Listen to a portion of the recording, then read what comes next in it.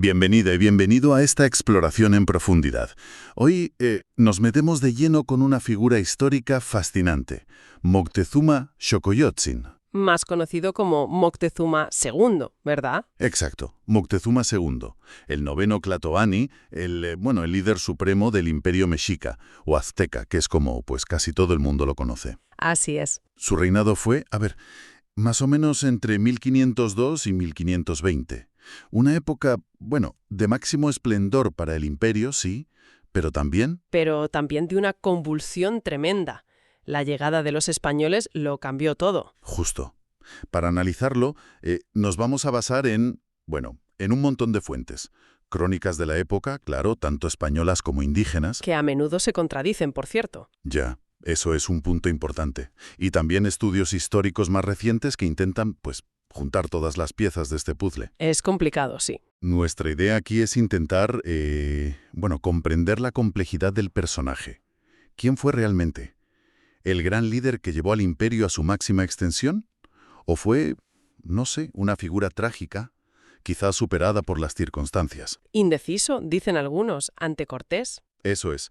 Vamos a mirar sus logros, sus políticas, que las hubo, y muy interesantes, y claro, ese encuentro con Hernán Cortés que marcó un antes y un después. Totalmente. Es que es curiosa, ¿no? Bajo su mandato el imperio llega a lo más alto, pero su nombre queda ligado para siempre a la conquista. Y a su muerte, que también tiene tela. Mucha tela. Un misterio en sí mismo. Pues venga, vamos a empezar por el principio, por el nombre. Moctezuma Xocoyotzin. Exacto. Moctezuma parece que significa algo como el que se muestra enojado como un señor, o noble en su enfado, algo así. Sí, tiene esa connotación de autoridad, de carácter fuerte. Pero la clave es el Xocoyotzin. ¿Qué significa eso? Pues significa el joven venerable o el hijo menor honrado. Era para distinguirlo de su bisabuelo Moctezuma I. Ah, claro. Moctezuma Huehuemotecuhtz Joma, Moctezuma el Viejo. Exacto. Ellos no usaban números como en Europa, así que necesitaban esa distinción. Xocoyotzin era el joven. Entendido. ¿Y el linaje? Era de lo más alto, ¿no? Pura nobleza mexica. Impresionante, sí. Por parte de padre, bisnieto de Moctezuma I. Y su padre fue Axayácatl, que también fue Tlatoani. ¿Y por parte de madre? Nieto de Nezahualcóyotl, el famoso rey poeta de Texcoco. Casi nada. O sea que venía de las dos ramas más importantes de la Triple Alianza, Tenochtitlán y Texcoco. Correcto. Y además es que sus tíos, Tizoc y Ahuizotl, fueron los dos emperadores justo antes que él. Estaba, en la línea de sucesión directa, predestinado casi. ¿Y su formación cómo fue? Me imagino que la típica de la élite. Pues sí, se educó en el Calmecac, la escuela para los nobles. Las crónicas destacan que era muy disciplinado, muy religioso también. Pero no era solo un erudito o un sacerdote, ¿verdad? Tenía experiencia militar. Mucha. Antes de ser elegido Tlatoani, ya era un guerrero reconocido. Tenía rangos militares altos como Tlaquetecutli o Tlacochcalcatl, y también era sumo sacerdote del templo principal, el de Huitzilopochtli. O sea que tenía las dos facetas clave, guerrero y sacerdote. Exacto. Había demostrado su valía en el campo de batalla, en campañas militares y también en lo religioso. Tenía, como diríamos hoy, un currículum impecable para el puesto. Vale, entonces tenemos a un hombre preparado, de linaje ilustre, que asciende al poder. ¿Cuándo exactamente? Pues se cree que fue en 1502 o quizá 1503.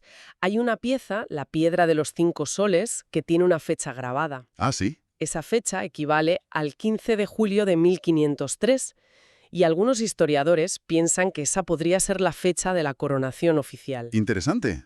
En cualquier caso, a principios del siglo XVI se convierte en el Huey Tlatoani. El gran orador, el emperador, sí. Y bajo su mandato el imperio llega a su punto álgido, ¿no? En extensión. Sí, territorialmente, es la máxima expansión.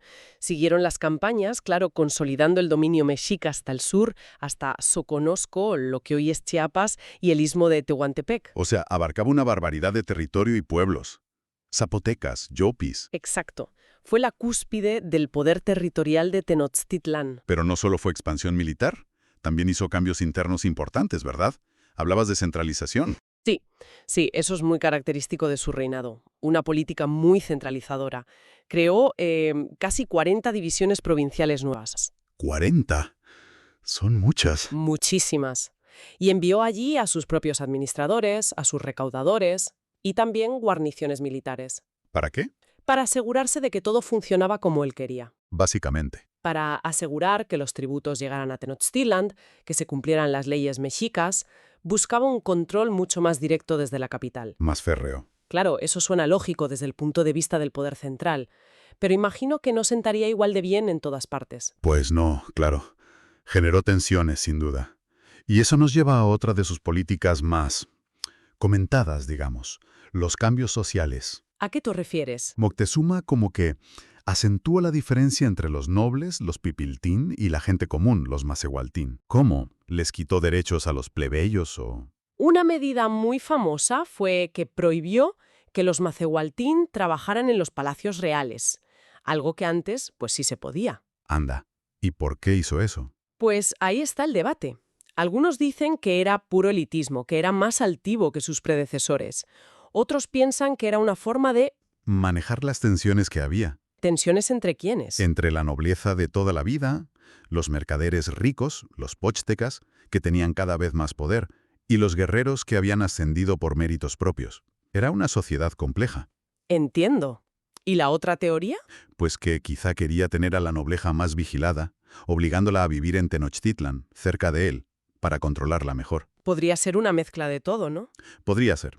Lo que está claro es que reforzó las jerarquías sociales, marcó más las distancias. Y económicamente, ¿cómo fue el inicio de su reinado? Porque no todo sería expansión y reforma, supongo. Pues no, la verdad. Empezó con mal pie en ese sentido. Hubo una sequía terrible hacia 1505. Duró varios años, además. Uf, eso es grave en una sociedad agraria. Gravísimo. Provocó hambrunas. Tuvieron que traer maíz de fuera, de Totonacapan, en la costa del Golfo. Y claro, subieron los tributos. Me imagino el descontento. Claro, algunos tributos subieron temporalmente, pero otros se quedaron altos, sobre todo en el Valle de México. Y ese resentimiento, bueno, años después fue clave. ¿Por qué?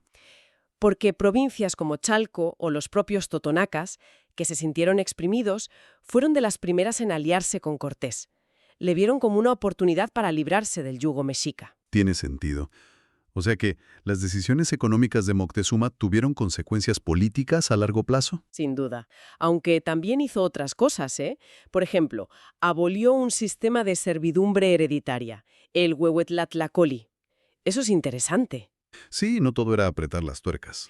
Y negoció con Tlatelolco, la ciudad gemela de Tenochtitlan. Les dio permiso para reconstruir su templo principal, les quitó algunos tributos, a cambio de que le dieran armas. Era un político hábil también. Vale, tenemos política, economía y la construcción. Has mencionado antes el palacio.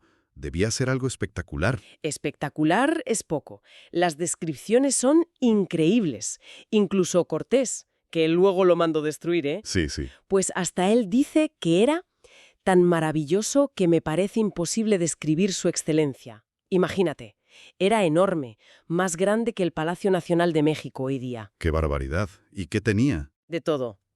Patios, jardines botánicos impresionantes, salas para recibir a los señores aliados, salas de audiencia. Incluso tenía sitios muy especiales como la Casa de Negrida, La casa de Negrida. ¿Qué era eso? una habitación totalmente oscura, pintada de negro. Parece que era para meditar, para la introspección, algo muy particular. Curioso. Y mencionaste también algo de animales, un zoo. Sí, el Totocali, la casa de las aves. Pero era mucho más que aves. Un auténtico zoológico. Tenía quetzales, águilas, todo tipo de aves exóticas. Pero también jaguares, pumas, lobos, serpientes. Un zoo real, en pleno siglo XVI. Exacto. Con cientos de personas dedicadas solo a cuidarlos. Las crónicas dicen que a los carnívoros los alimentaban con animales de caza. Solo. He oído otras versiones. Bueno, sí, hay especulaciones. Se dice que quizá también usaban restos de sacrificios humanos. O incluso más tarde, durante la guerra, los cuerpos de los españoles muertos tras la Noche Triste. ¿Qué? ¡Qué imagen! Era un lugar de prestigio, un símbolo del poder de Moctezuma sobre la naturaleza. Artistas, oficiales, todos iban a verlo. Pero claro, también fue arrasado en 1521. Qué pena que se perdiera todo eso. ¿Alguna otra obra importante? Pues sí, una fundamental, el acueducto de Chapultepec. Lo reconstruyó en 1506. Llevaba agua fresca desde los manantiales de Chapultepec hasta la ciudad, que estaba en una isla, recordemos. Vital, claro. Agua potable para Tenochtitlan y Tlatelolco. Vital. Y también fue una de las primeras cosas que destruyeron los españoles durante el asedio final, para cortar el suministro de agua y rendir la ciudad por sed. Una táctica de guerra clásica. Entendido. O sea, un reinado de consolidación, de grandes obras, pero también de guerra. Has dicho que sofocó rebeliones. ¿Hubo también expansión? Sí, la hubo, sobre todo hacia el suroeste, hacia Oaxaca y Guerrero. Pero es verdad que gran parte del esfuerzo militar se centró en mantener lo que ya tenían, en aplastar rebeliones internas.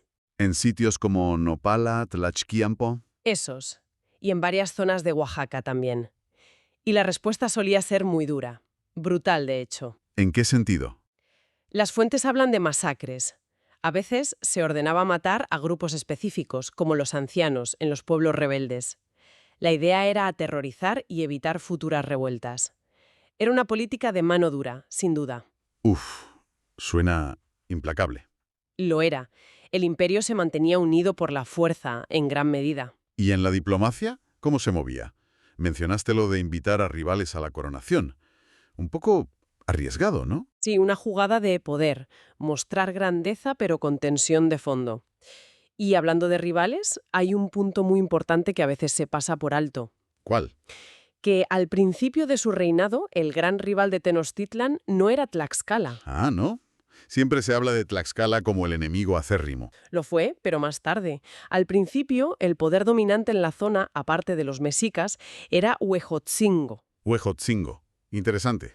Y hubo una batalla clave, la batalla de Atlixco, hacia 1503 o 1507, no está clara la fecha exacta. ¿Qué pasó allí? Se planteó como una guerra florida. Ya sabes, esas batallas supuestamente más rituales para capturar prisioneros para el sacrificio. Sí. Era contra Huejotzingo, que además tenía el apoyo de Tlaxcala y Cholula. Moctezuma envió un ejército enorme. Algunas crónicas hablan de 100.000 guerreros. 100.000. Una barbaridad. Al mando iba Tlacahuepan, que era hermano o hijo de Moctezuma, según la fuente. Una figura importante. ¿Y cómo fue la batalla? Un desastre total para los mexicas. Una derrota humillante. Se habla de bajas masivas, quizá 20.000 por cada bando. Una carnicería. Madre mía. ¿Y Tlacahuepan? Murió en combate. Lo recordaron como un héroe, sí, pero la realidad es que fue una derrota terrible. Dicen que Moctezuma lloró amargamente. Pero lo más curioso es lo que pasó después, ¿no? Exacto. Lo paradójico es que Huejotzingo, aunque ganó la batalla, quedó tan debilitado con tantas pérdidas. Que perdió su posición dominante. Justo. Y ahí es cuando Tlaxcala, que había sufrido menos o se recuperó mejor, aprovechó la situación. Y se convirtió en el principal rival de Tenochtitlan. Precisamente, Tlaxcala eclipsó a Huejotzingo y se consolidó como el gran poder independiente en la región central, el gran enemigo de los mexicas. Y este cambio geopolítico fue fundamental y ocurrió solo unos años antes de que llegaran los españoles. Vaya carambola del destino. Y las guerras floridas continuaron, sobre todo con Tlaxcala, un estado de conflicto casi permanente, muy sangriento. O sea que el panorama era complejo. Un imperio enorme, pero con enemigos fuertes cerca y rebeliones internas. Y a eso se sumó un problema dentro de la propia Triple Alianza. Sí, la crisis de Texcoco, otro factor de inestabilidad clave. ¿Qué pasó en Texcoco?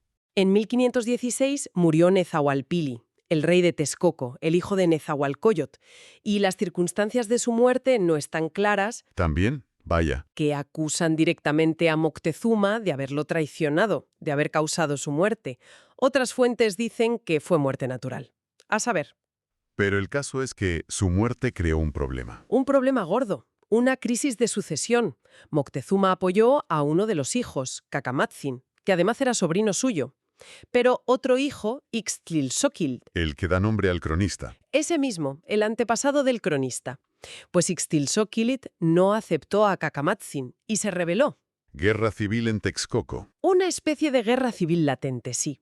Dentro del reino de Texcoco, el Acolhuacán, hubo enfrentamientos. Al final llegaron a un acuerdo para dividir el territorio, pero la tensión siguió ahí. Texcoco quedó debilitado y dividido. Y eso fue importante después, claro. Importantísimo, porque Ixtlilxóchitl, el rebelde, el que se sentía agraviado por Moctezuma, acabó siendo uno de los aliados más importantes y eficaces de Hernán Cortés. Le facilitó muchísimo las cosas. Entiendo. Así que tenemos un imperio en su apogeo territorial, pero con fisuras internas, rebeliones, enemigos externos fuertes como Tlaxcala y una crisis en uno de sus aliados principales, Texcoco. Un panorama complicado. Muy complicado.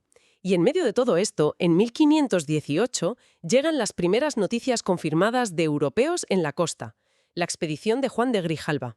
Y Moctezuma se entera, claro. Se entera y ordena vigilar la costa, pone espías, informadores, está alerta. Y al año siguiente, 1519, el que llega es Hernán Cortés. Exacto. Desembarca, funda Veracruz, empieza a moverse.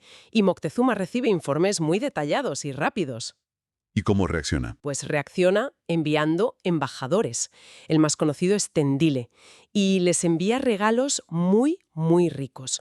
Oro, plata, trabajos de plumería espectaculares. Los famosos discos de oro y plata, ¿no? El del sol y la luna. Esos mismos.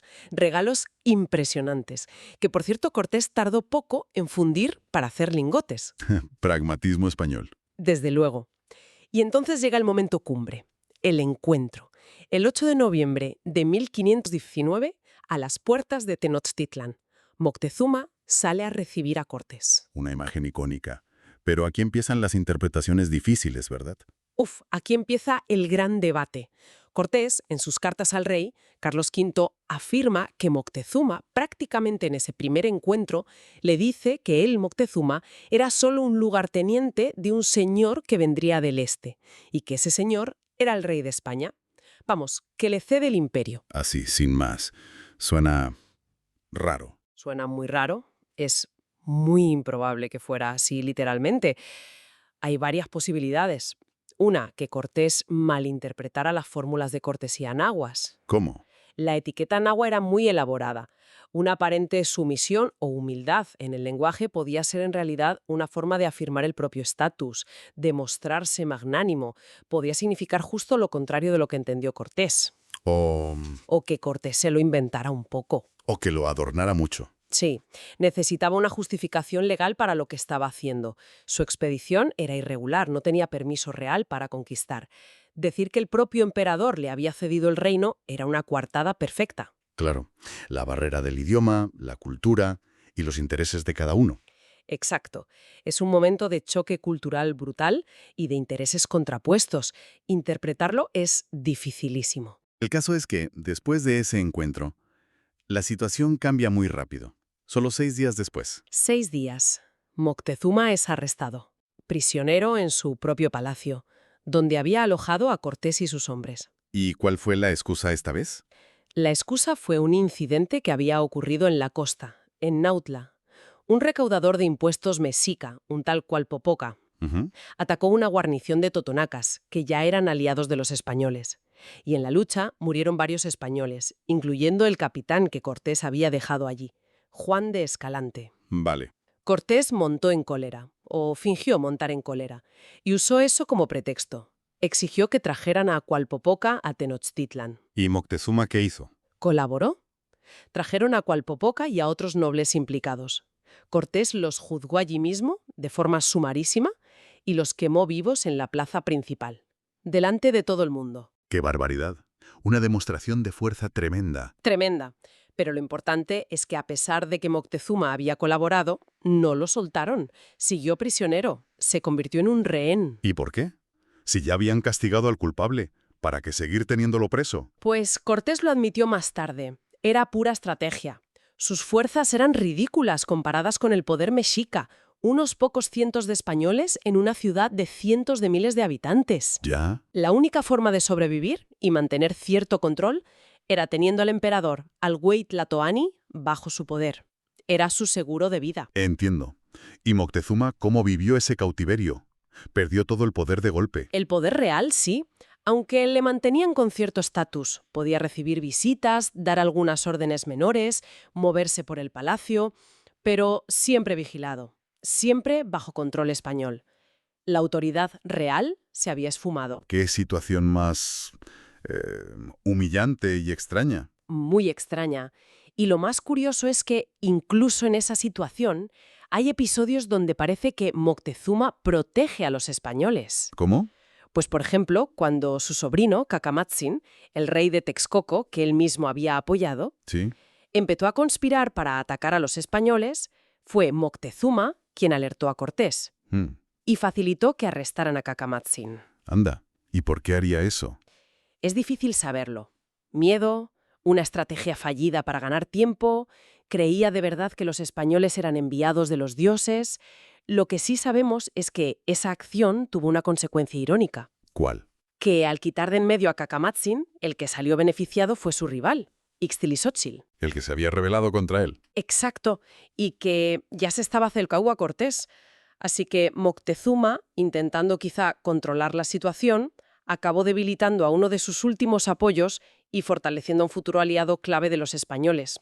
Una paradoja trágica. Es una historia llena de giros complejos. Y todo esto nos lleva al final, a su muerte. Otro punto oscuro. El gran enigma, quizá. Ocurrió a finales de junio de 1520. La situación en Tenochtitlan era explosiva. ¿Por qué? ¿Qué había pasado? Mientras Cortés había salido de la ciudad para enfrentarse a otra expedición española que venía a arrestarlo, Pedro de Alvarado, que se quedó al mando, Sí. ordenó una masacre terrible durante una fiesta religiosa en el Templo Mayor. Mató a cientos, quizá miles de nobles mexicas desarmados. La matanza del Templo Mayor. Exacto. Cuando Cortés volvió, se encontró la ciudad entera levantada en armas contra ellos. Una rebelión abierta y furiosa. Y en medio de esos combates, Moctezuma muere. ¿Pero cómo? Aquí es donde las versiones no coinciden, ¿no? En absoluto. Chocan frontalmente. Tenemos básicamente dos grandes narrativas. La española, la más conocida, que cuenta Bernal Díaz el Castillo. ¿Y qué dice Bernal? Dice que los españoles le pidieron a Moctezuma que saliera a una azotea o balcón del palacio para hablar con su pueblo, para intentar calmarlos. ¿Y? Y que la multitud, enfurecida, viéndolo como un traidor o un cobarde, empezó a tirarle piedras, lanzas, de todo. Que lo hirieron gravemente. ¿Los propios mexicas? Según Bernal, sí, y que Moctezuma, abatido y herido, se negó a que lo curaran, rechazó la comida y murió a los pocos días por esas heridas. O sea, la culpa, según esta versión, es de los mexicas. Ya. ¿Y la otra versión? La indígena. La versión indígena es radicalmente diferente. El Códice Florentino, por ejemplo, que recogió testimonios de Tlatelolco, de los supervivientes, ¿Qué dice? afirma categóricamente que Moctezuma fue asesinado por los españoles, dentro del palacio donde estaba preso. Asesinado. ¿Cómo? No dan muchos detalles del método, pero dicen que lo mataron y que luego arrojaron su cadáver fuera del palacio, junto con el de otro señor importante, Itzcuauhtzin. O sea que se deshicieron de él. Eso es lo que sugiere esa fuente. Y no es la única. Hay otras crónicas indígenas y también testimonios recogidos por frailes como Diego Durán que apuntan en la misma dirección, que lo mataron los españoles. Apuñalado, estrangulado. Se mencionan esas posibilidades, quizá porque ya no les servía como rehén en medio de la batalla, o porque les estorbaba para la huida que estaban preparando, la que luego sería la Noche Triste. Entonces, tenemos dos historias completamente opuestas. Apedreado por su pueblo o asesinado por sus captores. Exacto. Y es prácticamente imposible saber con certeza absoluta cuál es la verdad histórica. No recuerda lo de siempre, ¿no? La historia la escriben los vencedores. Pero también los vencidos cuentan su versión. Y cada versión tiene sus intereses. La española buscaba quitarse la responsabilidad. Las indígenas reflejaban el dolor, la rabia y quizá la percepción de traición, ya fuera de Moctezuma o de los españoles. Su muerte, en cualquier caso, fue un punto de inflexión. ¿Quién le sucedió? Inmediatamente le sucedió su hermano, Cuitláhuac, un líder militar fuerte, que de hecho fue el que organizó la expulsión de los españoles en la Noche Triste. Ah, sí. Un éxito importante para los mexicas. Sí, pero efímero, porque Cuitláhuac murió muy pronto, a los pocos meses, no en combate, sino de viruela. La viruela. La gran aliada invisible de los españoles. Terrible. Causó una mortandad espantosa entre la población indígena, que no tenía defensas, y diezmó el liderazgo mexica. ¿Y después de Cuitláhuac? El último tlatoani fue Cuauhtémoc, muy joven, sobrino de Moctezuma. Valiente, decidido, lideró la defensa final de Tenochtitlan, una defensa heroica, desesperada, Hasta la caída final de la ciudad. hasta la caída en agosto de 1521. Con eso termina el Imperio Mexica. Y empieza la historia de la Nueva España. Pero volviendo a Moctezuma, su imagen después de muerto también es contradictoria, ¿verdad? Totalmente, tan contradictoria como su muerte. Depende mucho de quién leas. A ver, Para algunos cronistas españoles, como el propio Bernal Díaz, a pesar de todo, lo recuerda con cierto respeto. Dice que fue el mejor rey que hubo en México. Lo ve como un gran monarca, aunque al final, bueno, ¿y las visiones negativas? pues hay muchas. Especialmente en fuentes que vienen de Tlatelolco, que siempre fue rival de Tenochtitlán, o en crónicas escritas por frailes que querían justificar la conquista, presentarla como una liberación de una tiranía. ¿Y cómo lo pintan esas fuentes? Pues como débil, indeciso, demasiado supersticioso, casi paralizado por el miedo ante los presagios que supuestamente anunciaban la llegada de los españoles. Ajá, los famosos presagios. El cometa, el templo que ardió solo, la mujer que lloraba por las noches. ¿Qué hay de cierto en eso? Es otro tema complejo. Es posible que hubiera fenómenos naturales que se interpretaron así, o que la gente estuviera inquieta, pero también es muy probable que mucho de eso se elaborara después de la conquista. ¿Como una forma de explicar lo inexplicable? ¿De buscarle un sentido a la catástrofe? Los dioses lo habían anunciado y nuestro líder no supo reaccionar. Convierte a Moctezuma en una especie de chivo expiatorio conveniente. Es fascinante cómo se construye el mito histórico. Sí, sí. Y luego está la visión de Alba Ixtlilxóchitl, el cronista descendiente del rival texcocano. Claro. Para él, Moctezuma era directamente un tirano. Le culpa de la decadencia de Texcoco, de la muerte de Nezahualpilli. Es una visión muy sesgada por su propio linaje. O sea que tenemos al gran rey, al débil supersticioso y al tirano. 3 Moctezumas en uno. O más, depende de la fuente. ¿Y qué quedó de él, digamos, tangiblemente? ¿Su familia? ¿Sus descendientes? Pues sí, eso es un legado muy concreto. Tuvo muchas esposas secundarias y concubinas, como era costumbre, pero 2 esposas principales reconocidas. Y tuvo muchos hijos e hijas. ¿Sobrevivieron a la conquista? Muchos sí. Y algunos tuvieron un papel importante en la nueva sociedad colonial. La más famosa es su hija Tecuichpoc. Isabel Moctezuma, ¿no? Exacto, la bautizaron como Isabel Moctezuma. Se casó varias veces, incluso con españoles, y recibió encomiendas muy grandes. Fue una figura poderosa. ¿Y otros hijos? Hubo un hijo llamado Pedro Moctezuma, que antes se llamaba Tlacahuepan, curiosamente como el que murió en Atlisco. Vaya. Pues este Pedro Moctezuma dio origen a un linaje que llegó a la nobleza española. Consiguieron el título de condes de Moctezuma y luego duques de Moctezuma de Tultengo. ¿Y ese título existe todavía? Existe. Hay descendientes de Moctezuma reconocidos hoy en día, tanto en México como en España. Familias con apellidos como Andrade Montezuma, Cano Montezuma. Es un legado que perdura. Qué curioso. Y más allá de los descendientes directos, su figura sigue presente de otras formas, ¿no? Sí, de formas muy variadas. En algunas comunidades indígenas de México, su figura ha perdurado en el folclore, a veces casi como una deidad antigua, un espíritu de la tierra. Como símbolo de resistencia también. A veces sí. Su nombre se invocó en algunas rebeliones indígenas posteriores, como la de Jacinto Canec en Yucatán en el siglo XVIII, como un símbolo del pasado glorioso perdido. Y luego está la cultura popular, claro. Claro, ha inspirado óperas, ya desde Vivaldi en el barroco, novelas, películas, canciones, bueno, la famosa Cortes de Killer de Neil Young. Un clásico. Y su nombre está por todas partes. El río Moctezuma, cascadas, pueblos en Estados Unidos llamados Montezuma, una marca de cerveza muy conocida. Y la venganza de Moctezuma. Y la venganza, la famosa diarrea del viajero en México, su nombre ha llegado a sitios insospechados. Desde luego. Entonces, para ir resumiendo, Moctezuma II es Una figura de contrastes enormes. poliédrica, Sí. el emperador del apogeo, el constructor, el administrador, el estratega, Pero también el líder que se topó con una colisión de mundos brutal. y cuyo reinado terminó en tragedia personal y colectiva.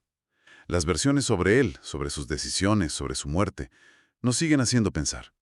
Yo creo que lo fundamental al acercarse a él es eso, reconocer que hay muchas voces, muchas perspectivas, entender los sesgos de cada fuente, si es un conquistador, si es un aliado indígena de los españoles, si es un mexica vencido, si es un rival interno. Cada uno cuenta la historia a su manera. Claro, el Moctezuma real, el hombre de carne y hueso detrás de todas esas capas de mito, de propaganda, de memoria, sigue siendo difícil de atrapar del todo.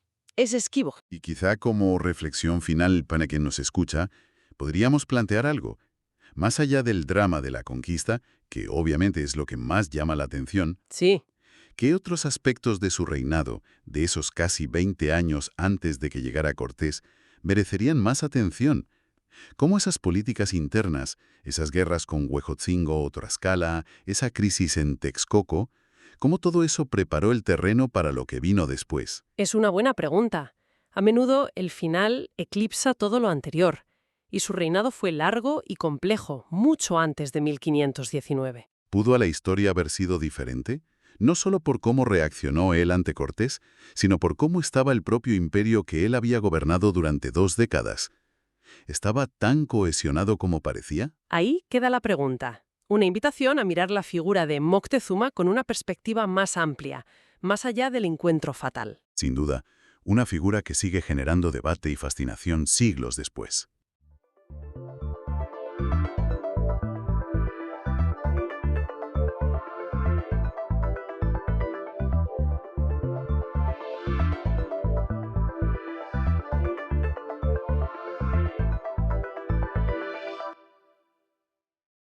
Bienvenido, bienvenida a esta exploración detallada. Hoy ponemos el foco en el Sahel, esa inmensa región africana que, bueno, evoca imágenes de transición, de contrastes y, cada vez más, de desafíos complejos. Es esa franja, ¿no?, que actúa como bisagra entre el desierto del Sahara y las tierras más fértiles del sur. Para guiarnos hoy, contamos con extractos de un extenso artículo enciclopédico. Nuestra misión es, digamos, destilar la esencia de este material. Queremos ofrecer una visión clara de qué es el Sahel hoy en día. Exacto. Buscamos entender su geografía, que es bastante singular, el clima que lo define, cómo ha sido moldeado por la historia, qué culturas lo habitan y, algo crucial, abordaremos los retos medioambientales y de seguridad que marcan su presente. No es solo geografía, es un punto caliente ecológico, cultural y, desde luego, geopolítico. Sin duda. Muy bien, pues, entremos en materia. Para empezar, a ver, podríamos trazar un mapa mental de esta región. ¿Qué define geográficamente al Sahel? Pues mira, es una escala difícil de abarcar mentalmente, la verdad. Imagina una banda de tierra de casi 6.000 kilómetros de largo. 6.000 kilómetros. Sí, sí, desde el Atlántico hasta el Mar Rojo. Su anchura varía, pero puede llegar a los 1.000 kilómetros. En total, suma más de 3 millones de kilómetros cuadrados. Una barbaridad. O sea, enorme. Enorme. Y su esencia es ser eso, una zona de transición ecológica. El nombre árabe, Sahel, que significa costa u orilla, pues capta bien esa idea, ¿no? De ser el borde sur del gran mar de arena que es el Sáhara. Claro, como la costa del desierto. Justo. Y al sur limita con las sabanas sudanesas, que ya son más húmedas. Entonces, no es un desierto puro ni una sabana frondosa, sino algo intermedio. ¿Y el paisaje es uniforme o...? Bueno, predomina la llanura, generalmente a baja altitud, entre 200 y 400 metros más o menos. Pero esa planicie se ve interrumpida. Hay algunas elevaciones notables, como las montañas Marra en Sudán o el macizo de Air en Níger. Ah, vale. Y estas zonas más altas son interesantes porque funcionan casi como islas ecológicas. Tienen flora y fauna adaptadas a esas condiciones particulares, distintas de la sabana circundante, que, por cierto, biogeográficamente la conocemos como la ecorregión de la sabana de acacias del Sahel. Hablando de flora y fauna, ¿qué caracteriza a esta sabana de acacias? ¿Qué tipo de vida vegetal y animal sobrevive ahí? Porque tiene que ser duro. Pues sí, la vegetación está muy adaptada a la aridez. Dominan las praderas de hierbas anuales, que aprovechan las lluvias cuando llegan, que son efímeras, y, por supuesto, las acacias. Sobre todo la acacia tortilis, que es un árbol emblemático por su resistencia. La imagen típica del Sahel, ¿verdad? Esa misma. También encontramos otros árboles icónicos como el imponente baobab. La estrategia clave es la adaptación a una larga estación seca. Muchos árboles pierden las hojas, las hierbas se secan, esperando las lluvias. Es un paisaje que cambia radicalmente con las estaciones, claro. ¿Y los animales? Me imagino que también deben ser auténticos especialistas en supervivencia. Totalmente. Históricamente, el Sahel fue hogar de una megafauna impresionante. Había manadas de oryx, distintas gacelas, incluso grandes depredadores como leones y guepardos adaptados a este entorno árido, o los licaones, los perros salvajes africanos. Vaya, Pero aquí la historia se vuelve más sombría, la verdad. La presión humana, a través de la caza y la competencia por el pasto con el ganado, ha sido devastadora. me lo imagino. Muchas de estas especies están hoy amenazadas, en peligro crítico o incluso extintas en estado salvaje. Le pasó al oryx cimitarra, por ejemplo. Qué pena. Sí. Es un recordatorio contundente de la fragilidad de este ecosistema. Y ojo, no olvidemos tampoco que sus humedales temporales son paradas vitales para millones de aves migratorias. Esa fragilidad que comentas está íntimamente ligada al clima, supongo. ¿Cómo describiríamos el clima saheliano? Pues se clasifica como semiárido cálido. Es un BSH en la clasificación de Köppen, para quien esté familiarizado con ella. Vale. Esto se traduce en calor, mucho sol y viento casi todo el año. ¿Es parecido al Sáhara? Sí, pero sin llegar a los extremos absolutos del desierto. Menos extremo, pero duro igualmente. Muy duro. La característica definitoria es la lluvia. Es escasa, muy regular y se concentra en una corta estación húmeda, de unos 4 a 6 meses. Solo 4 a 6 meses. Sí, y a veces menos. El resto del año es marcadamente seco. Y hay un gradiente claro de norte a sur, desde apenas 100-200 milímetros anuales en el borde con el Sáhara, que es poquísimo, Muy poco. hasta 700-1000 milímetros al sur, ya en la transición a la sabana sudanesa. Esa escasez e irregularidad de las lluvias debe ser un factor determinante para la vida y, claro, también una fuente de problemas. Absolutamente. Define los ritmos de vida, la agricultura, el pastoreo y también la vulnerabilidad. Es clave. Por eso se suele hablar de subdivisiones dentro del Sahel basadas en la lluvia anual, desde el saharo-saheliano, que es el más seco, al saheliano estricto y el saheliano sudanés, ya un poco más húmedo. Entiendo. Las temperaturas son consistentemente altas todo el año. Las máximas superan fácilmente los 35-40 grados en los meses más cálidos. Uf. Y la insolación es altísima, comparable a la de los desiertos. Estamos hablando de superar las 3000 horas de sol anuales en muchas zonas. Es un clima muy exigente. Un clima exigente que nos lleva directamente a los grandes desafíos medioambientales. Las sequías son casi sinónimo del Sahel en la mente de muchos, ¿no? Y con razón, lamentablemente. El Sahel tiene un historial de sequías severas que se remonta siglos atrás. Hay evidencia de una megasequía de 250 años en el pasado, imagínate. 250 años. Increíble. Sí, y más recientemente, la sequía de los años 70, entre 1968 y 1974, fue particularmente catastrófica. Causó hambrunas masivas y un impacto social y ecológico tremendo. Recuerdo haber oído hablar de ella. Claro, además llegó tras unos años 60 que habían sido relativamente húmedos. Eso incentivó el avance de la agricultura y el pastoreo hacia zonas más al norte, más marginales. Y claro, cuando las lluvias fallaron, esas zonas se volvieron extremadamente vulnerables. Un efecto dominó. Exacto. Fue un evento que, de hecho, impulsó la creación de organismos como el Fondo Internacional de Desarrollo Agrícola, el FIDA, enfocado en apoyar a las poblaciones rurales pobres. Y no fue la última gran crisis. La sequía de 2010 también fue muy grave, ¿verdad? Sí, muy grave. Y además acompañada de olas de calor con temperaturas récord en varios países, rozando los 50 grados en Sudán, por ejemplo. Casi 50 grados. Una barbaridad. Estos eventos se conectan directamente con la desertificación, con la pérdida de suelo fértil. Es un proceso complejo donde interactúan factores climáticos con la presión humana.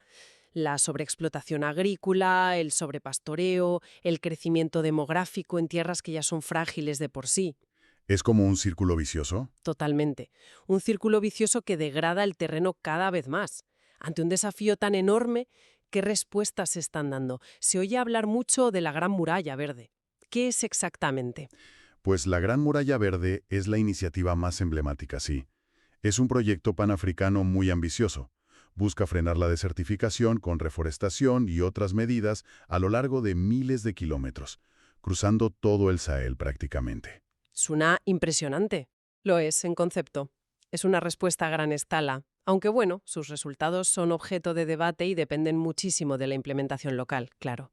Ya, no será fácil. No, desde luego. Otro fenómeno ligado a la degradación del suelo son las intensas tormentas de polvo.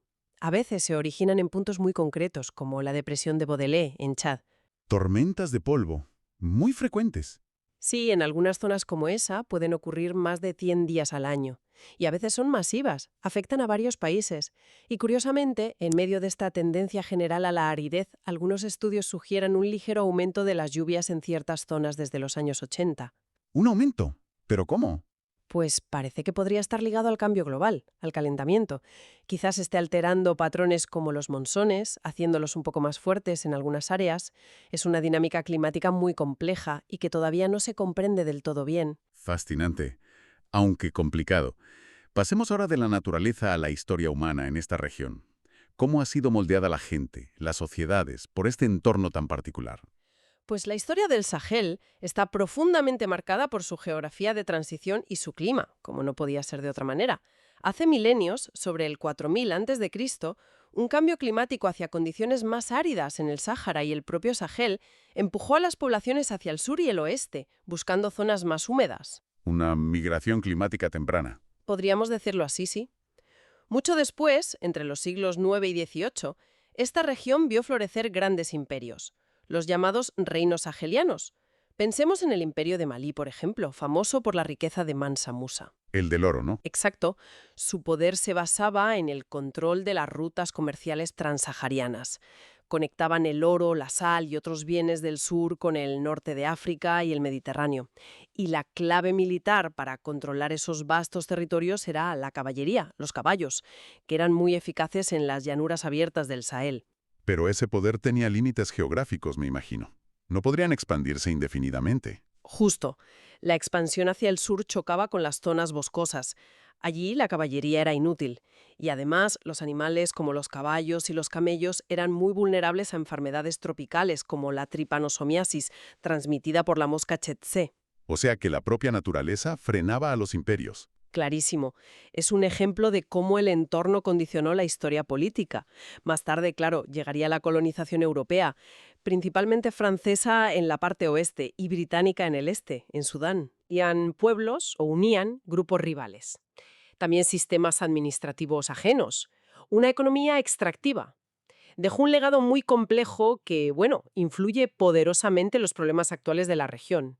La descolonización llegó principalmente en 1960, pero esas estructuras y divisiones ya estaban muy arraigadas.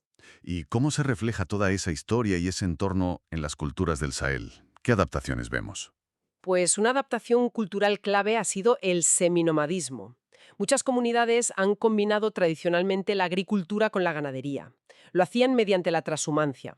Es decir, movían los rebaños hacia el norte durante la breve estación de lluvias para aprovechar los pastos frescos. Donde más llueve, aunque sea poco. Eso es. Y luego se replegaban cientos de kilómetros al sur durante la larga estación seca, buscando agua y pastos más permanentes. Es un sistema muy inteligente, ¿no? De gestión de recursos escasos. Extremadamente inteligente y adaptado al medio. Por otro lado, nuestras fuentes también mencionan, como parte de la descripción cultural en la zona occidental, la prevalencia de prácticas como la poligamia y el matrimonio infantil, así como la mutilación genital femenina. Son datos que presentamos tal como figuran en el material de origen, para ofrecer una imagen completa según las fuentes.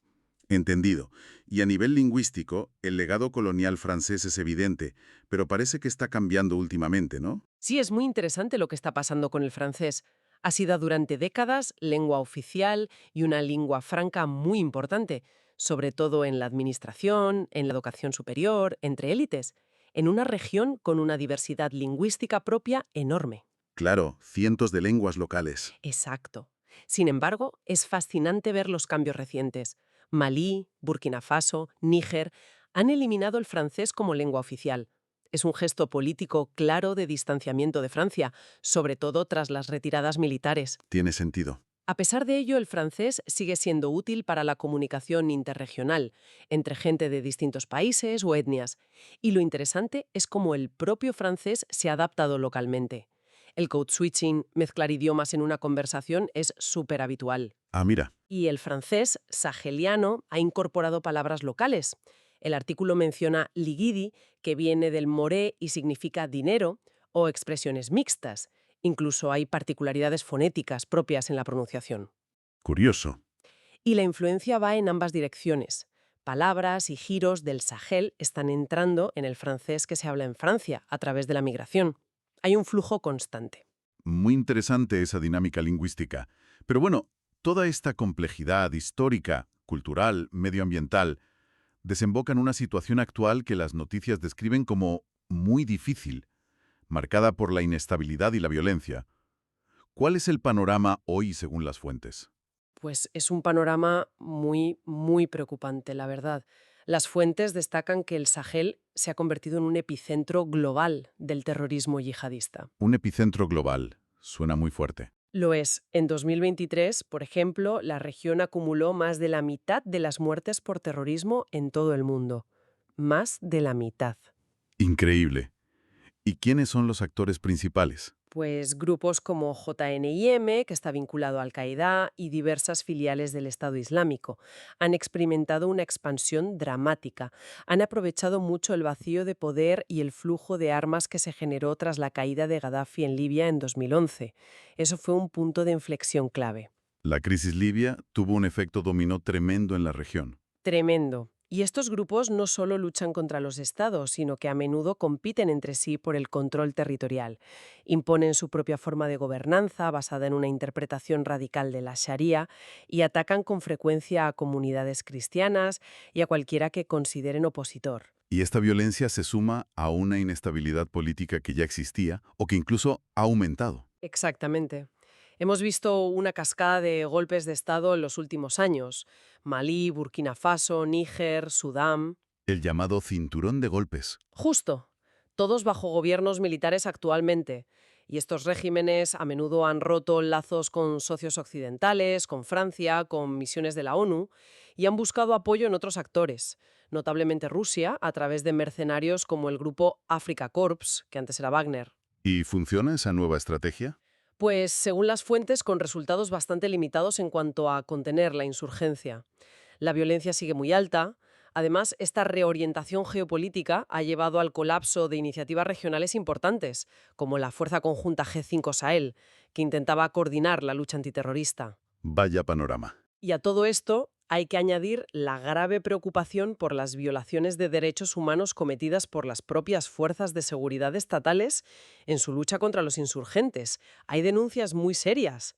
Parece una tormenta perfecta donde todos los factores negativos se retroalimentan de forma brutal. Totalmente. Es que los conflictos locales, por ejemplo, las disputas a menudo violentas entre agricultores sedentarios y pastores nómadas por el acceso a la tierra y al agua, Conflictos que vienen de antiguo, ¿no? sí, pero que se ven exacerbados brutalmente por el cambio climático, la degradación del suelo, la escasez de recursos y también por el rápido crecimiento de la población. Hay más gente compitiendo por menos recursos en un entorno cada vez más frágil. Claro. Más presión. Exacto. Las sequías y la inseguridad alimentaria no son solo crisis humanitarias terribles, sino que también alimentan los conflictos armados. Se ha visto claramente en Malí, por ejemplo. Y el cambio climático sigue golpeando. La ola de calor extrema de principios de 2024 en Malí y Burkina Faso es un ejemplo reciente y devastador de esta vulnerabilidad. Entonces, la imagen final que nos queda es la de una región crítica, en el centro de múltiples crisis interconectadas, ¿no es así? Sin duda, el Sahel hoy es mucho más que una simple región geográfica en el mapa. Es un espacio geopolítico de primerísima importancia, donde convergen la emergencia climática, la presión demográfica, conflictos muy arraigados, una inestabilidad política profundísima y la competencia entre potencias externas, con esos cambios de alianzas hacia Rusia, hacia China. Un tablero muy complejo. Muy complejo. Y lo peor es que la inestabilidad no se contiene dentro de las fronteras del Sahel, se está desbordando. Está afectando ya a los países costeros de África Occidental, como Togo, Benín, amenazando la estabilidad de toda una vasta región. La verdad es que hemos recorrido un largo camino en esta conversación, desde la geografía de transición del Sahel, su clima, su historia, hasta la compleja y francamente preocupante realidad actual. Queda muy claro que estamos ante una región de enorme importancia. Una región que parece atrapada en la confluencia de presiones medioambientales brutales, tensiones sociales históricas y una crisis de seguridad y política de gran escala. Sí, la síntesis es esa.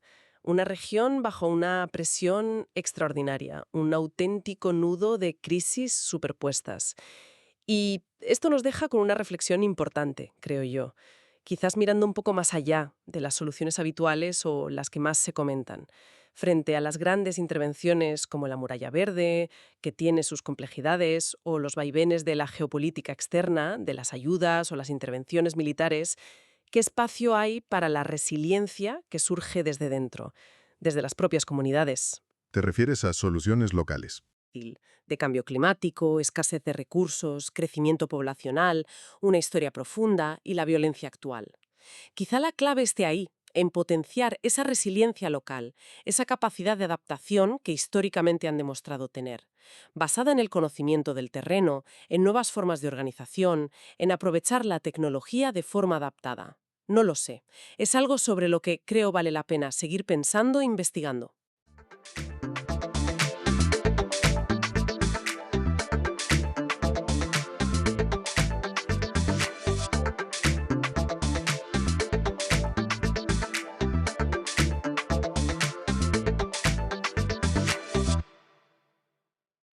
Menudo tema tenemos hoy sobre la mesa. La agogé espartana. Ujú. Es que es una leyenda, ¿verdad? Casi como sacado de trasientos, con esos guerreros forjados a base de una dureza, bueno, extrema. Sí, la imagen que tenemos es muy potente, desde luego.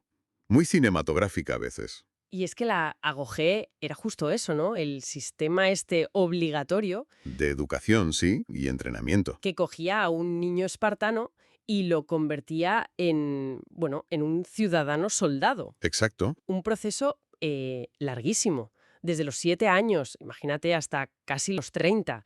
La columna vertebral de Esparta, vamos. Totalmente. Definía lo que era ser un espartiata. Para meternos de lleno y entenderla bien, nos vamos a basar hoy en, bueno, en información bastante completa que viene de un artículo de Wikipedia que a su vez se nutre de fuentes antiguas, claro. Plutarco, Genofonte. Sí, y también de la investigación moderna, que ha analizado mucho todo esto. Eso es, nuestra misión hoy es desentrañar qué era realmente la agogé. O sea, su propósito, cómo funcionaba en el día a día. Cómo cambió con el tiempo, que también es importante. Exacto. Y por qué sigue fascinando y, bueno, generando debate. Vamos a sacar las claves de este sistema tan brutal y tan influyente. Pues sí, vamos a ello. Empecemos por el nombre. Agogé. Viene del griego antiguo y significa algo así como guiar, conducir, entrenar. Sí, aunque la palabra tenía otros usos más generales. Claro, pero parece que se empezó a usar específicamente para el sistema espartano. ¿Cuándo? Sobre el siglo III a.C. Eso parece, sí. Aunque el sistema en sí es anterior, claro. Vale. Pero ¿quién pasaba por este aro? Porque no era para todos, ¿verdad? No, qué va. Era algo muy exclusivo. Solo para hijos varones de ciudadanos espartiatas, los homoioi, los iguales. Y ojo, siempre que la madre también fuera de esa élite espartiata. Ah, o sea, doble filtro. Exacto. Quedaban fuera la inmensa mayoría. Los ilotas, que eran siervos, propiedad del Estado. La clase trabajadora, digamos. Eso es.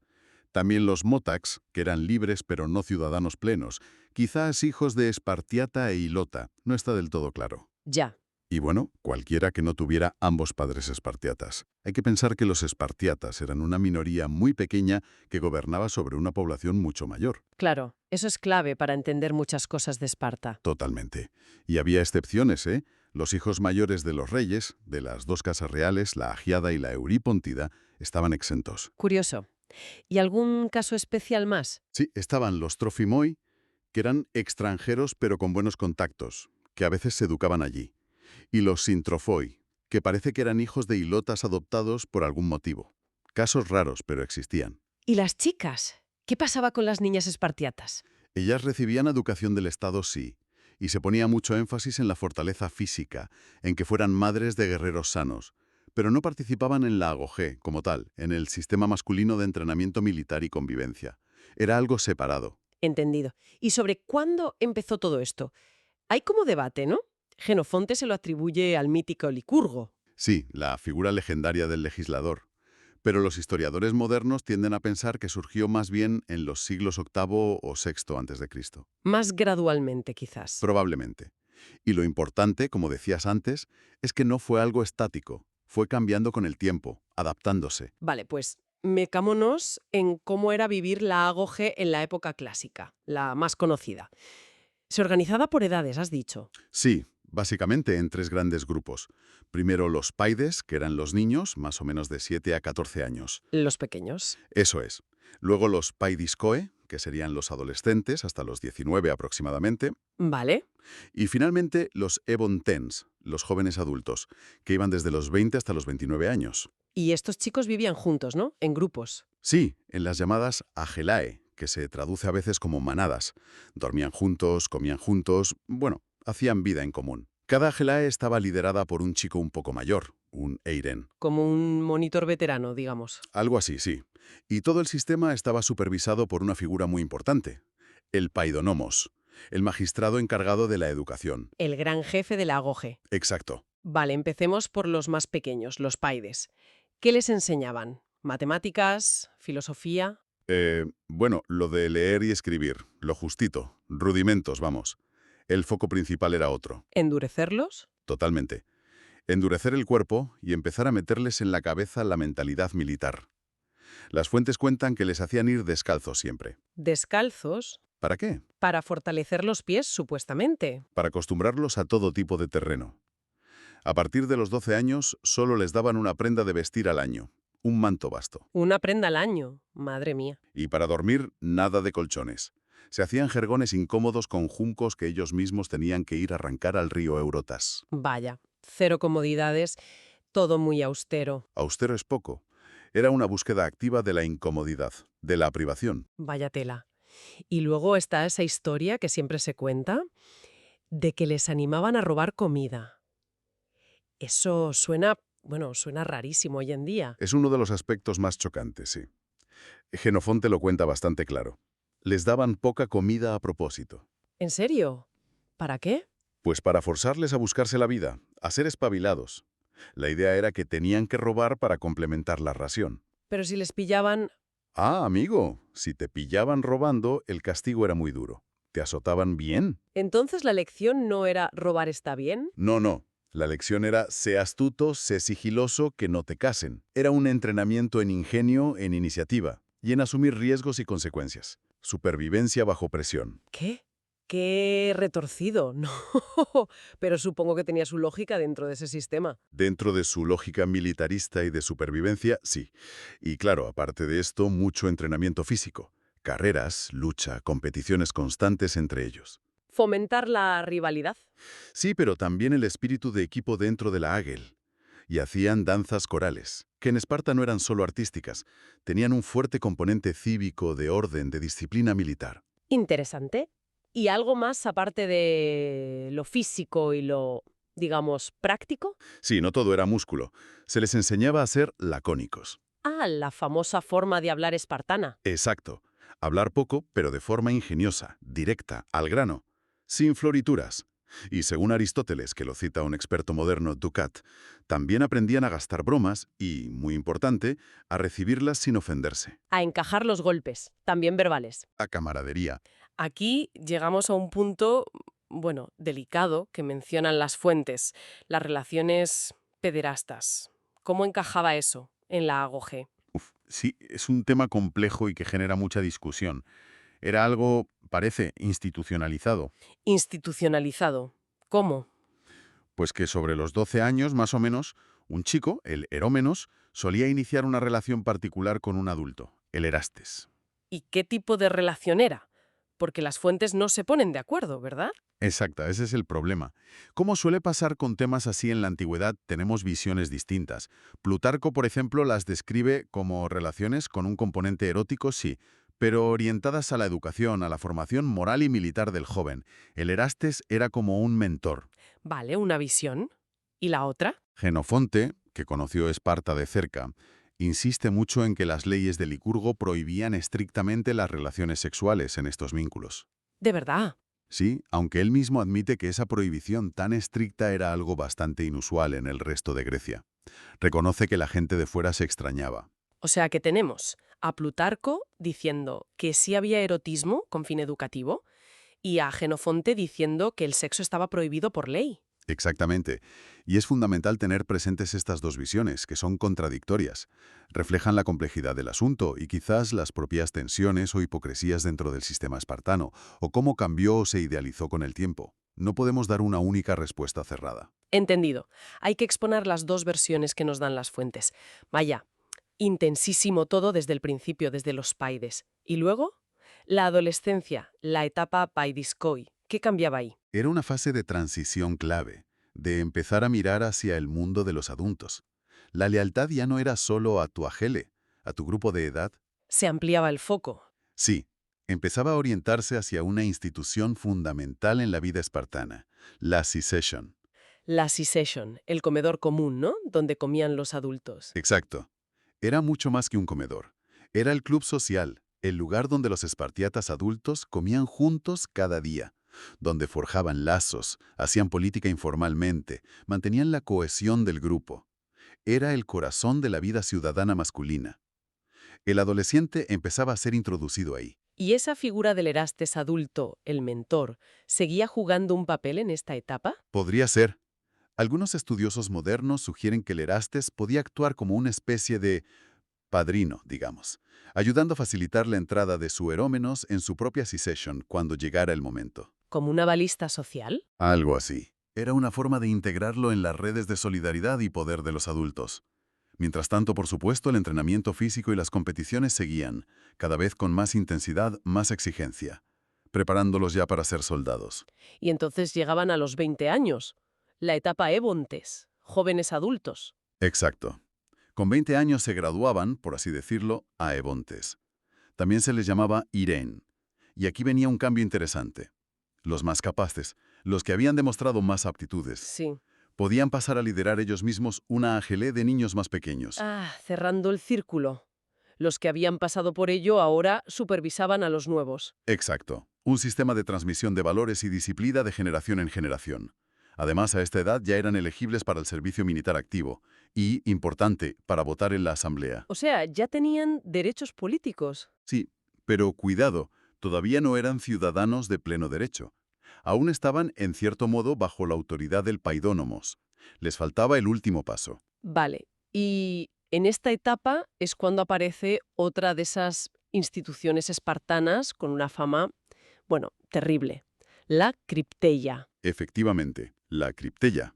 Los ebontes considerados más prometedores, más astutos, más duros, podían ser seleccionados para participar en ella. ¿Y qué era exactamente? Se oyen cosas muy siniestras. Se describe a menudo como una especie de policía secreta o unidad de operaciones especiales clandestina. Su misión principal parece que era vigilar y controlar a la población ilota, ¿Controlar cómo? pues usando la intimidación y la violencia si era necesario.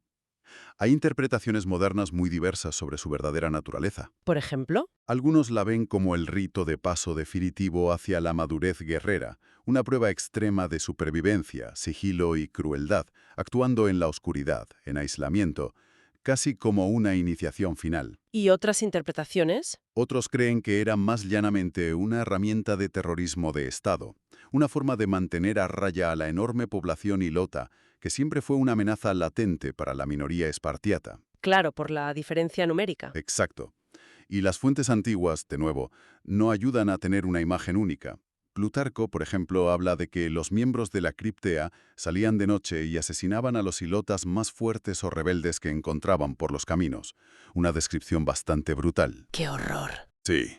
Platón, en cambio, la menciona en su obra Leyes, pero sin dar detalles tan sangrientos. La presenta más como una forma de entrenamiento en dureza.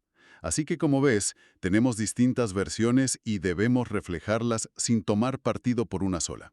Entendido. Mantener la neutralidad ante las fuentes. También en esta etapa se elegían los hippies, ¿no? Que, curiosamente, y a pesar del nombre, no eran jinetes. Exacto, el nombre engaña.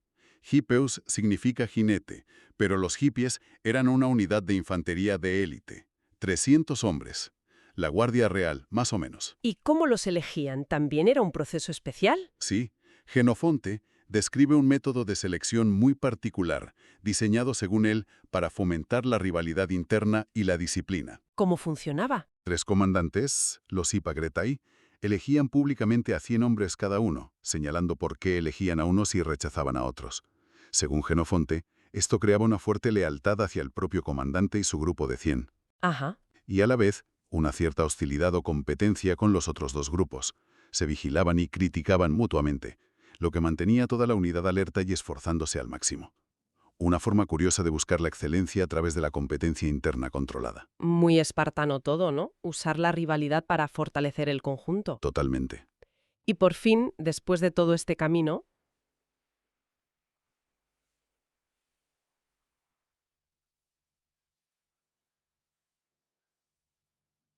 la meta final.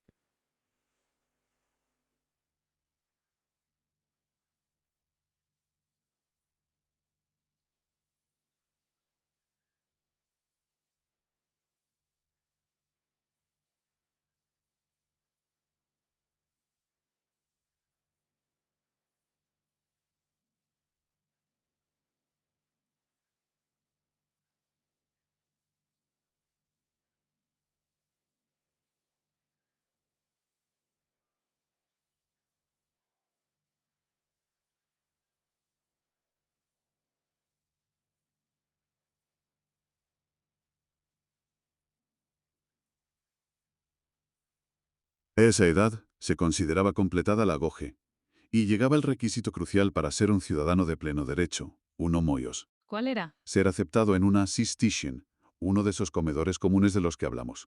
Tenías que ser votado y admitido por los miembros que ya estaban. O sea, no bastaba con haber pasado todas las pruebas anteriores. Necesitabas la aprobación social de tus pares. Exacto.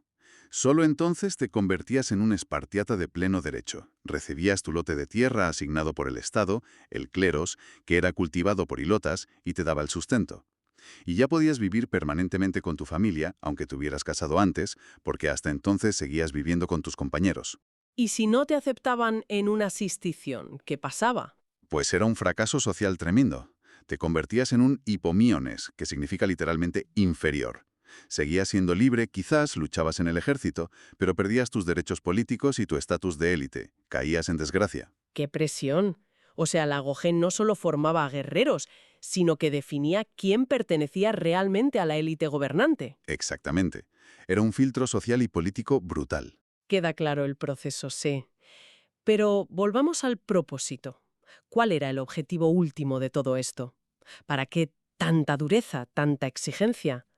Plutarco dice que era, sobre todo, preparar para las durezas de la guerra y que la competición constante fomentaba el esfuerzo.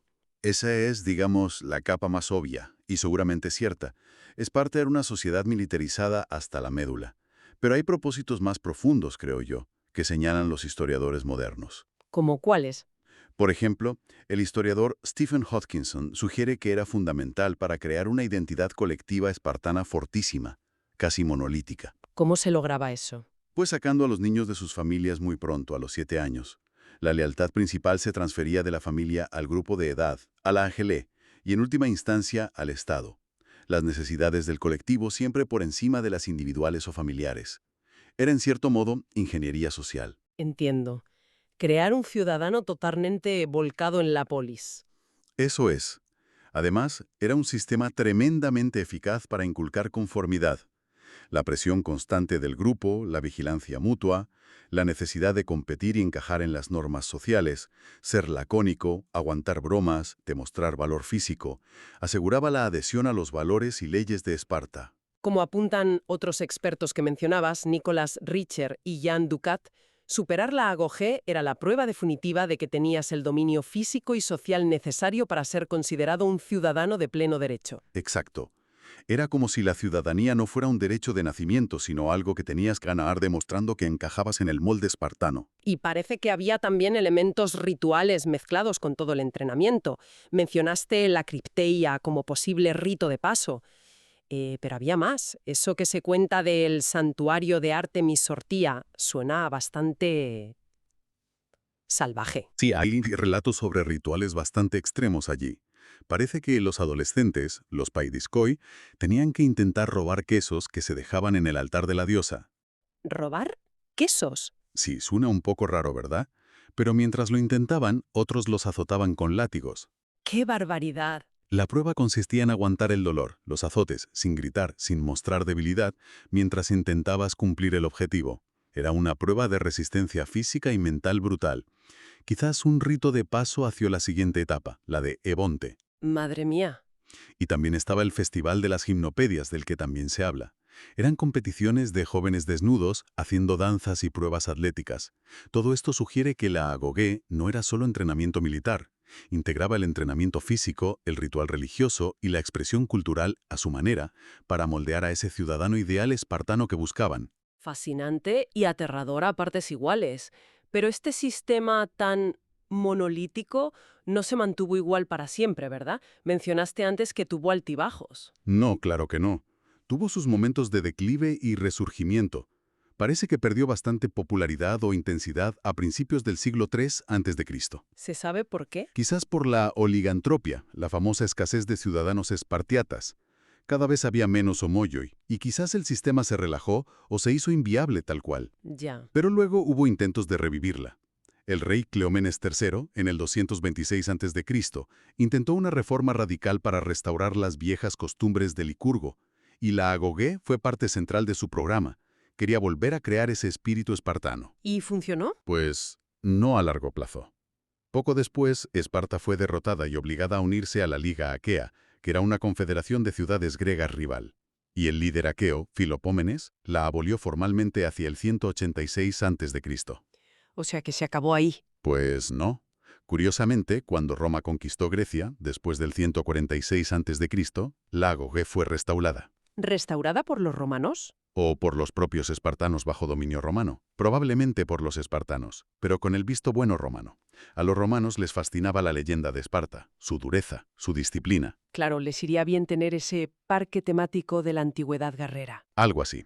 Pero esa agogé de época romana era una copia exacta de la clásica. Probablemente no. ¿En qué sería diferente? Bueno, la Esparta romana tenía un gran interés en revivir sus antiguas glorias, y la agollé era un símbolo potentísimo de ello. Pero según el historiador Nigel Kennel, que ha estudiado este periodo, aunque la presentaran como igual, seguramente era diferente en la práctica. Por ejemplo, Algunas fuentes de época romana hablan solo de dos grandes grupos de edad, paides y neoi, jóvenes, en vez de los tres clásicos, o usan nombres distintos para los grupos de chicos, como bujua en lugar de aguelé. Pequeños cambios que sugieren una adaptación. ya veo. Lo que sí parece que se mantuvo, e incluso quizás se exageró para el consumo externo, fue el lado más espectacular y ritualista.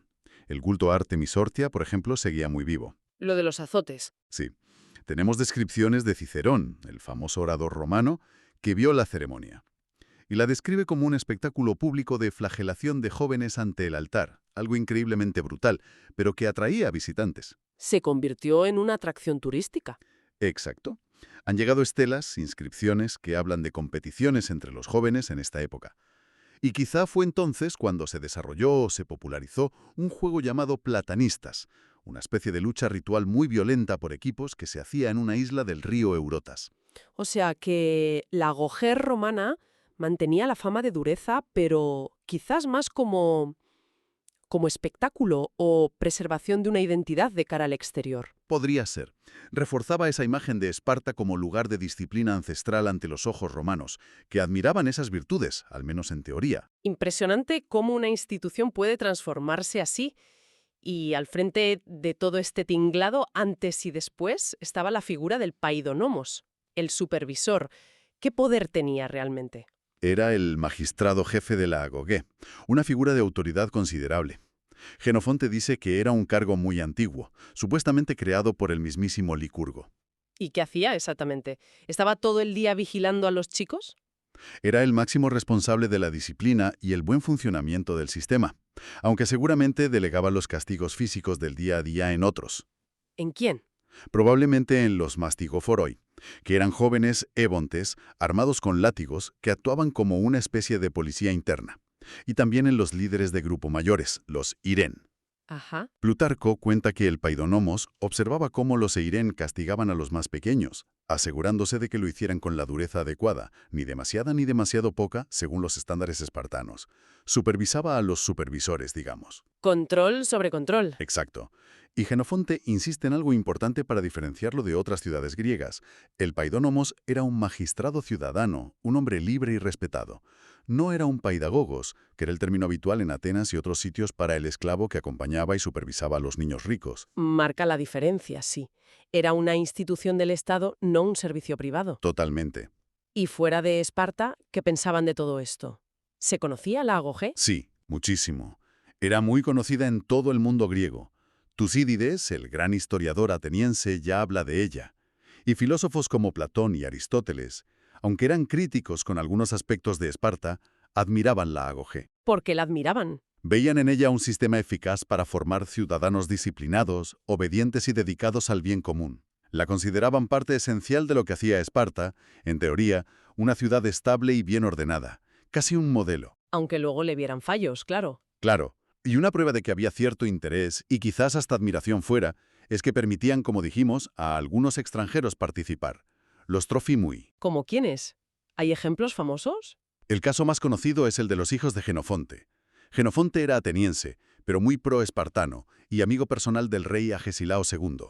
Y envió a sus hijos a educarse en la agogé. ¡Qué curioso! Sí, y parece que esta práctica continuó incluso en época helenística.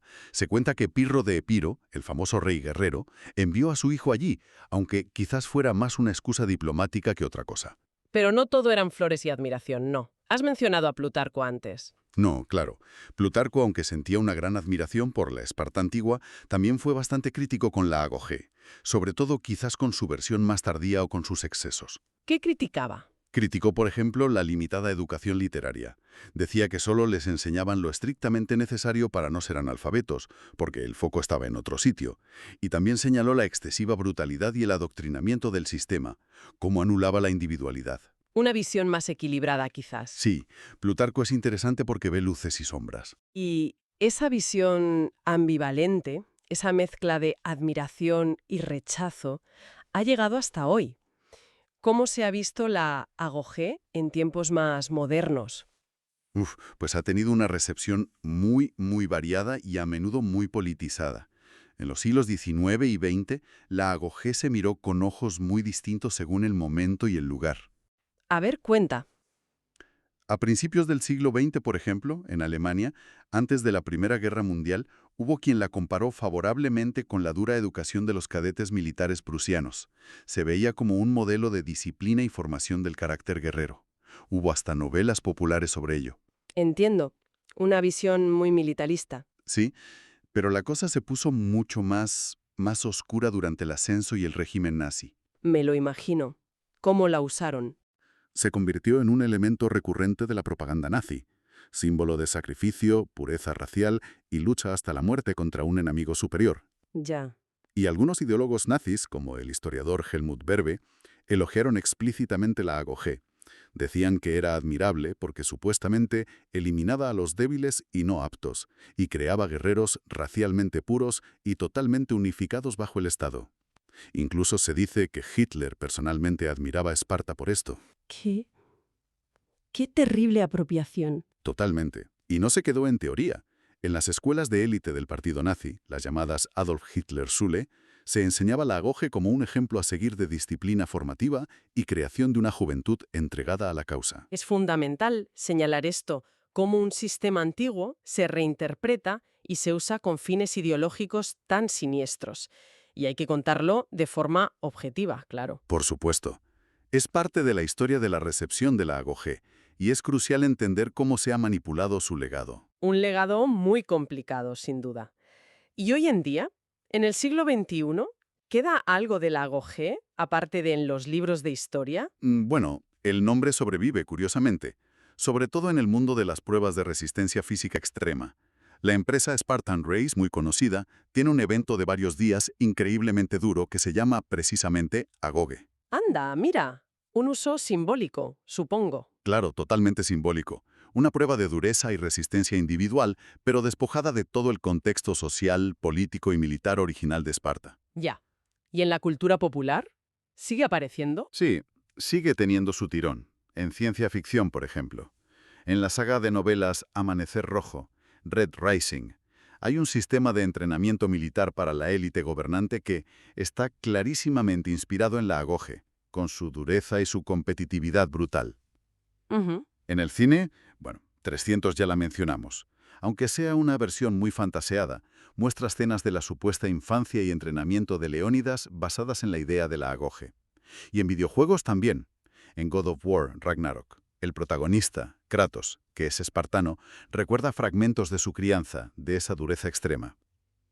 O sea que la idea de ese entrenamiento brutal sigue fascinando. Sí, e incluso académicamente sigue dando que hablar de formas nuevas.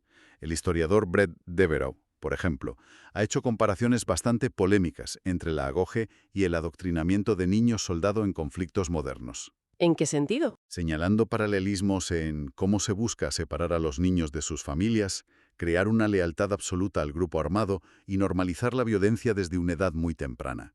Es una comparación dura, pero que invita a reflexionar sobre los mecanismos de ciertos tipos de formación extrema. Vaya, no deja indiferente el tema, desde luego. Bueno, creo que hemos cubierto bastante terreno, ¿no? Sí, hemos tocado muchos palos. Resumiendo un poco, la Agoge fue ese sistema educativo y militar espartano, increíblemente exigente, durísimo, diseñado para crear ciudadanos soldados leales al Estado por encima de todo, resistentes, conformes a las normas. Eso es. Hemos visto sus fases, desde niños hasta adultos, sus métodos brutales, lo de robar comida, los azotes, su énfasis en el colectivo, en la disciplina, en el laconismo. Su evolución histórica, que no fue siempre igual, con sus declives y resurgimientos. Exacto. Y su legado tan complejo y a menudo polémico, desde la admiración que suscitó en la antigüedad hasta sus ecos y reinterpretaciones, algunas terribles, en la cultura moderna y contemporánea. Sí, yo creo que esa es una buena síntesis. Y quizás como reflexión final, para que quienes nos escuchan le den una vuelta, podríamos plantear algo así, ¿no? A ver. La Agoge pretendía forjar al ciudadano espartano perfecto según sus propios ideales. Sumiso al Estado, resistente física y mentalmente, totalmente integrado en un colectivo homogéneo. Sí. Pero lo hacía con métodos que hoy nos parecen extremos, incluso inhumanos. Y además, era un sistema profundamente excluyente.